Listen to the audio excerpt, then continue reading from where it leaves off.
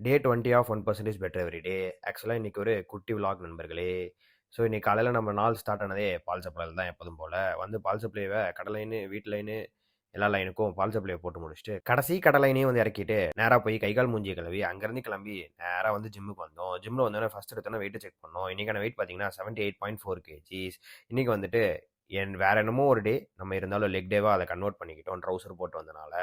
So லெக்குக்கு வந்துட்டு இன்னைக்கு நம்ம ஃபர்ஸ்ட் எக்ஸ்டென்ஷனில் ஸ்டார்ட் பண்ணுவோம் அப்படின்னு சொல்லிட்டு எக்ஸ்டென்ஷனை போட சொன்னார். எக்ஸ்டென்ஷன் 3 செட்டு முடிச்சுட்டு நேராக கிளம்பி ரிவர்ஸ் ஸ்குவாட்ஸை 3 செட்டு ஹெவியாக போட சொன்னார்.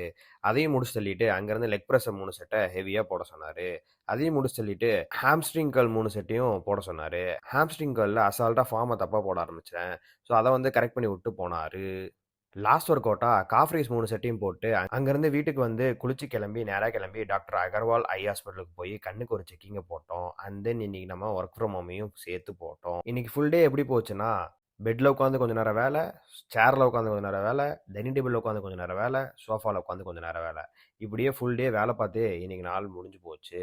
அப்புறம் ஈவினிங் மேலே கார்த்திகை தீபத்துக்கு கொஞ்சம் ஹெல்ப் வேணும்னு சொல்லியிருந்தாங்க.